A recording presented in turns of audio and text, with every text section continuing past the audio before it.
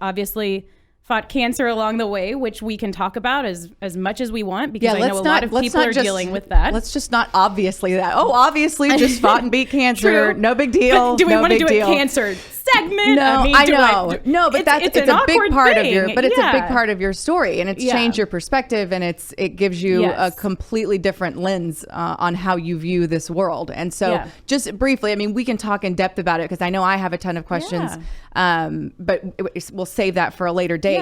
But just like give me, tell us and I remember when you got diagnosed and what you went through, and when you got diagnosed, how you fought it, how you beat it. Yeah. Well, it came out of nowhere, not like you're ever expecting it, but I was 28 years old and didn't have family history of it. My mom didn't have it. My grandmother didn't have it, but basically felt something weird, went and saw a doctor after talking to a couple different doctors who wanted to call it an infection and wanted me to kind of, just get this prescription and it'll be okay. But we might want a biopsy, but that'll take 2 to 4 weeks till we can get you in. I did the music screech in my head. I'm like, no, if you say the word biopsy, I want to do this as soon as possible.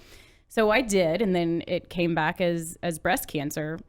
And at that moment, everything stops. Your world kind of stops, and it feels very surreal. And this was pre-kids. This was pre-kids. Yes. Kelly, my now husband, and I were dating, and I was doing Stars games. I wasn't the full-time sideline reporter or rinkside reporter yet, but I was really hoping to be, and I was kind of starting to get to fill in some and all of that. So I felt like things were going really well there. Things were going really well personal life, and then you get kind of hit with that bomb. And I just went full speed ahead, like into the treatment. I went full speed ahead with my life. I started chemo with the type of tumor that I had. It was growing really fast, and they said, let's do chemo as soon as we can. We want to stop this from growing anymore, and then we'll figure out what to do with it. So I had a great doctor at Baylor, an oncologist who just, literally saved my life. And we started the chemo quickly, and after that was all wrapped up, I had a double mastectomy. Yes, they cut both my boobs off. We're being real here. Right. And I have some new ones, and they're fine. Congratulations. Thank you. I didn't want to have none. That didn't sound like a good choice.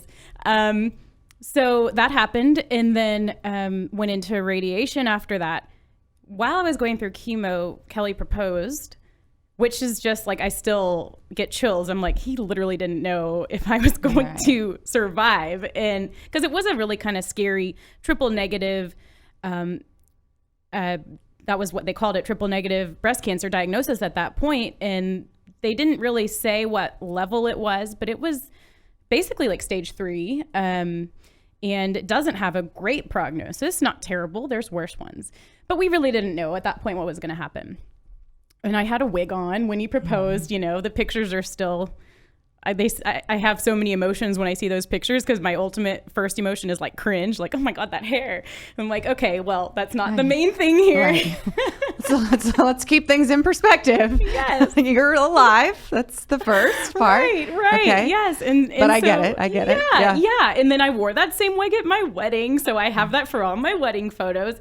But you're right. Like, none of that mattered. And it all ended up working out. But yeah, did the chemo, did the double mastectomy, did the radiation. We got married along the way, and knock on wood, so far I'm 5 years cancer free. And Kelly and I have 2 babies. So awesome. Yeah, because you don't know what the cancer does to your body at that point. Sure. We were told it was going to be really hard to have kids, and then boom, I was pregnant like immediately after we got married, when we were not even trying. And then boom, I was pregnant again. So it's great. I have Ryder and Anna now. Ryder is almost 5, and Anna is almost 2. And found this new job, and Kelly's still with the Stars, and we're just living life and just trying to make it all work, like everybody. But yeah, that was a definite bump in the road. And I feel like you kind of referenced this, but as a result of that, I try to really live every day like it can be my last. And I try to tell people about this as well, because you really don't know. And some people get so caught up in all the minute details of their day and of their life. And, oh, I'm just stressing this, or I'm stressing that, or the person in front of me reclined their seat on the airplane and I'm going to cause a, you know, whatever. And it's just like, okay, take a step back. Like, we're here. We have this beautiful life to live, and I don't want to preach, but it's all about just finding happiness, finding things to do that make you happy.